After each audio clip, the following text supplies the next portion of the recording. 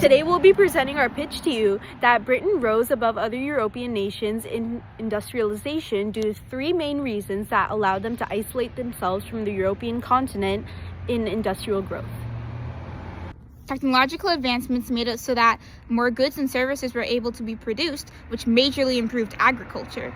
This made less farmers needed and caused them to move to cities and towns in order to work in factories, which caused a huge rise in factories. And lastly, expansion across the ocean caused a rise in production of trade and resources.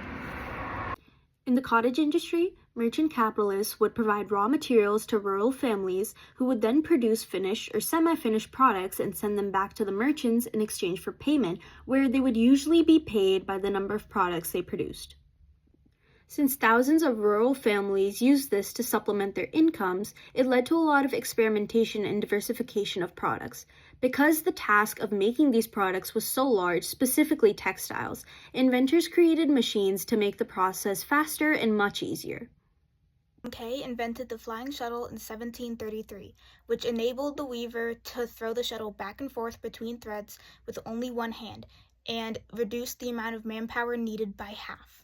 In 1764, James Hargreaves created the spinning jenny, which mechanized the spinning wheel and replaced husbands in their families as weavers. 1769 saw the creation of the water frame by Richard Arkwright. This improved thread spinning and required factories that could employ up to 1,000 workers. Samuel Crompton created the spinning mule in 1779, which combined the best features of the spinning jenny and the water frame. This caused the shift of cotton spinning to factories from rural homes. In order to support these inventions, Britain had created a reward system of patents and prizes to encourage people to invent so that technological advancement could occur. The invention of steam power created a whole revolution of transportation. Railroads and railroad locomotives became necessary in transporting materials to factories as well as distributing finished goods. They stimulated further industrial growth, lowered the cost of shipping freight, promoted leisure travel, and created the regional and national markets for agricultural and industrial products. The enclosure movement converted common use pasture land into private properties. This caused farmers to move to towns and cities and look for more work, usually in factories. Because less farmers were needed to produce more food, the British population doubled, food prices were lowered, and feudalism was reduced. The surplus of food was due to Britain's innovations such as crop rotation, selective breeding, and the previously mentioned enclosure, which improved efficiency and yields. Another reason that Britain had so many resources was because of their many colonies. Britain wielded access to raw materials such as sugar, cotton, and tobacco, while also providing large overseas markets for British manufactured goods. At the time, most countries outside of Britain lacked the geographical advantages, a powerful navy, global colonies that further helped expand their empires, and pro-trade economic policies that Britain had.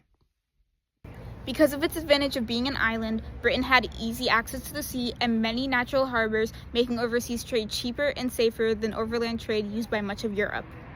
Additionally, the strong navies protected ships and trade routes, allowing Britain to trade consistently even during wars. The cottage industry put money into the pockets of the lower classes, and this, combined with the enclosure movement, caused farmers to search for work in city factories, further lessening feudalism in Britain. And with the increase in agricultural goods being produced, Britain's trade empire was able to grow. One country that failed to follow in Britain's footsteps was Russia. In Russia, farming stayed traditional and inefficient, as peasants stayed tied to the land through serfdom, and this limited both food surpluses and worker mobility. This prevented Russia from being able to sustain population growth and led to vulnerability from poverty and a heavy reliance on potatoes. Because Russia was too occupied with making sure its people could eat, they didn't have the leeway for experimentation and innovation. Britain's industrialization was not accidental, it was structural. By protecting innovation, reforming agriculture, and expanding global trade, Britain created the minimum conditions required for industrial success.